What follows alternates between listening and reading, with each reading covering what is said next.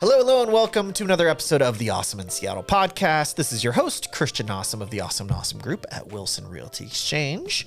And, buying a house, it's a huge milestone. You spend months, sometimes years, planning, touring homes, making offers, doing all the things, saving up for the down payment. And then you own the house, and something funny happens. You're like, wait, I own this. Now what? What do I do? What am I going to do? We're going to turn southern, apparently. Done good, turn southern. I don't know why that happened. But it happens, and that's what happened to me. Well, I got Miss Bessie over here, Joanna Beecher, joining me today. I don't know why we're southern all of a sudden. It's fine. Yeah, it's fine. It's fine. So one of the first things that you should do after you take ownership is change the freaking locks. Yeah. Because you don't know how many people have that key. A lot of those are rentals. Yeah, there are rentals. If you own a house, sometimes you have a hide a key. Sometimes you give a key to your cousin, to your uncle, to your neighbors, whatever, handyman, whatever. Yeah. And you don't know how many of those keys are floating around. So step one, replace the locks. Now every time. Yeah. That was actually before I even heard this podcast. We hadn't made it yet. But that's what I did. I got in there day one, and I was just... Well, I don't do well with keys, so I put all the locks on that you can do with the code. Yeah. So that I wouldn't have to think about a key. Yep. And yeah. Which, by the way, those are not hard to install. I did it myself, and I am not handy. You do not need to be handy to swap out a lock. You don't need to spend a bunch of money on these things either.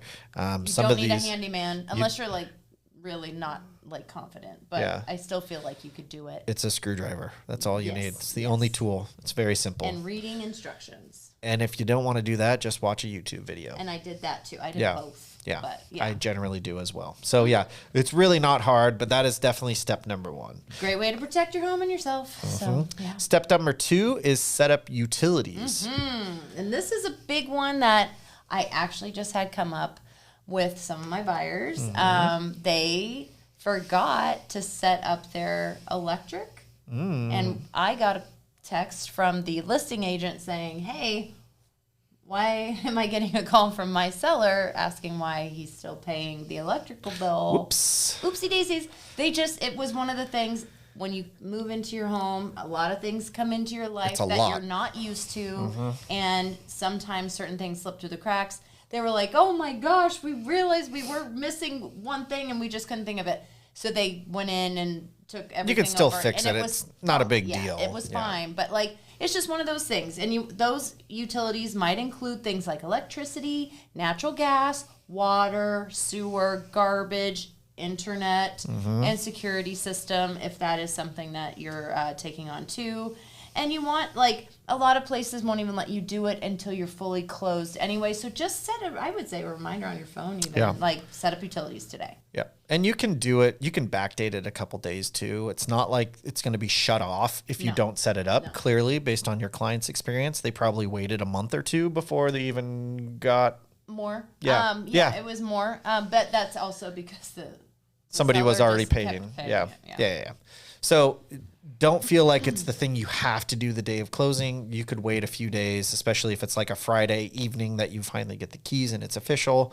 You could wait till Monday, Tuesday, Wednesday the next week. It's probably going to be just fine. So don't worry about it. They don't charge you extra for setting it up, backdating it a few days. No big deal. Next up, forward your mail from your previous thing. So you can go on to the United States Post Office website, USPS. Even if you think you have gone through all your credit card subscription, all the different things, and you changed your address, you might have missed something. Plus, if your grandma sends you a card, because she still sends you $5 birthday gift, I wish my grandma was alive so she could do that. Yeah. Then, those things that slip through the cracks, that they can be alerted that you changed your address and it can be forwarded to you. It's free. Or maybe they charge you $1 to verify things. I think it's $1. Yeah, I think it is. I don't know, but either way, not a lot. Not a big deal. Yeah. And to stay timely, it's very important. Yes. Next one up is updating your driver's license. That's a big one.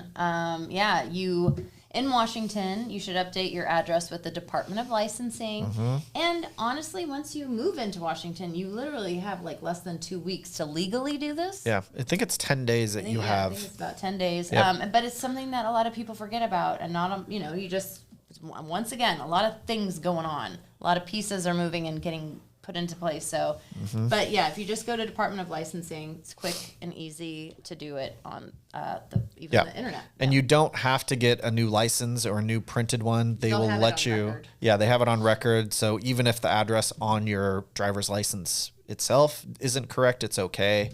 I think they say that you're supposed to like tape on the new one. It doesn't matter. Mine's still old. Yeah.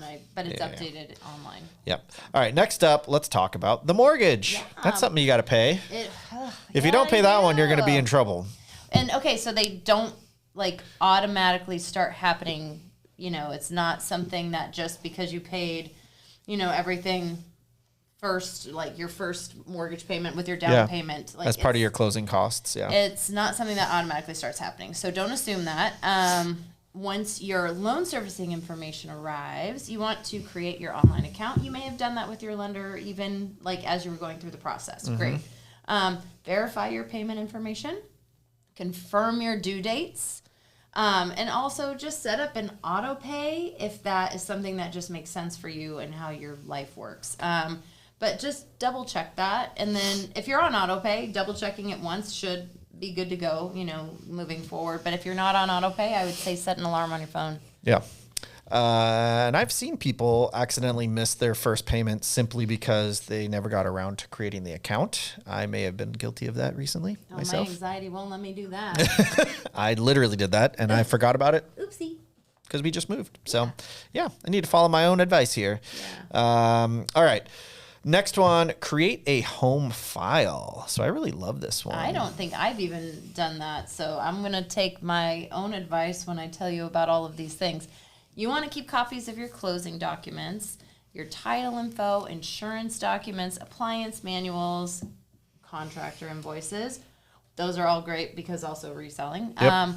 Warranties, your HOA information if you have an HOA, your paint colors if this you is know a them. great one. Yeah, people really like that if they love the paint when you move in or when they move in or whatever. But whether it's going to be digital information, which a lot of the stuff I just spoke about is digital, like the title information and insurance and all of that. But if it's physical or digital, you'll thank yourself. Yeah, you will. This one's super helpful. You're going to think, I don't really need to worry about that. I'll figure it out later. Wrong. You do it now. What we're talking about are shutoffs. Yes, this is a big one. Okay, and I will tell you right now, I forgot where my main water shutoff is, and I've been thinking about it for weeks, and I still haven't looked. Ooh. But anyway, yes, find out where your main water shutoff is, because that's a big deal. Your electrical panel, know where that is and how to shut that down. Your gas shutoff. Oh my God.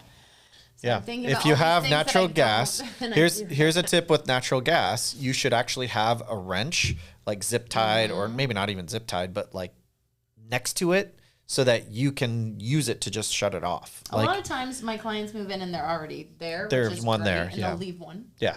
The seller will. But if not, get one that works for that. And the reason why is that if and when we have an earthquake, that's one of the first things you want to shut off.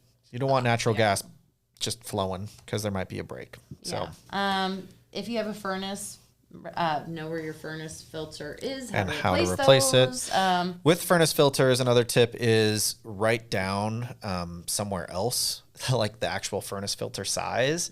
And if you use Amazon or any other companies online, you can actually have them auto ship those things like subscribe and save style, where every 3 months or 6 months or however often you want to do it, it shows up and you're like, oh, I need to replace this.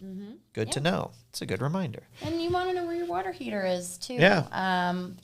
You don't want your first time to, like, when you're panicking, to find these things to be during an emergency.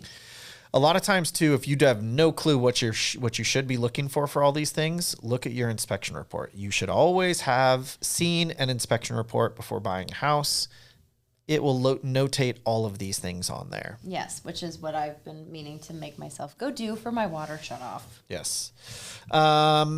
This one isn't totally required, but we found that when you do this, it is a positive, even if it seems a little scary to some people. And that is introducing yourself to the neighbors. Yes, I can say it's good to do this. I like to make sure that I know. I don't have to know them well. No. I just have to know them enough to get numbers in case of emergencies. I think it's very important, very, very important for neighbors to be able to communicate, especially if they're going out of town. Also, I mean, there's so many reasons to communicate with your neighbors. It could, who knows, maybe you could solve a crime. Maybe your neighbor's a serial killer and you figure it out. Either way, it's not where I thought you'd be going with this, but all right, we'll go with it. Most people wouldn't know that. But I think about these things. I watch too many true crime. But you could also find out that your neighbor is a lovely person and that, for example, if you have to go out of town last minute, whatever it might be, they can just keep an eye on your house. Yeah. Yeah, and then they can text you and tell you if something's up. Or your condo, whatever it is. Yeah. Another thing you might want to do is ask around for some vendor referrals. So either from your neighbors or your real estate agent or any friends or whatever. We're here to help. Yeah, we are happy to do it. So we have referrals for a lot of things. I even ask my clients for referrals. If Totally. they've used a service that I haven't had to use yet or I haven't had anybody ask about, I'll reach out and I'll be like, hey, I remember when we were looking at this for your list, for your house you bought. How did that work out? And I ask them to send me information. So it's always good to have some knowledge of who could help you in certain scenarios for your home. Yeah. And that is really about it. It's a big deal buying a house, and it's very overwhelming at times. And the point of this episode was just to give you some tips after you actually own it on, hey, here are some steps. You did a lot of steps leading up to buying a house. Here's some very quick and easy steps that you should pay attention to. One additional thing, if you bought something that's brand new construction in the state of Washington, that means it came with a 1-year warranty from the builder. This is yes, use it.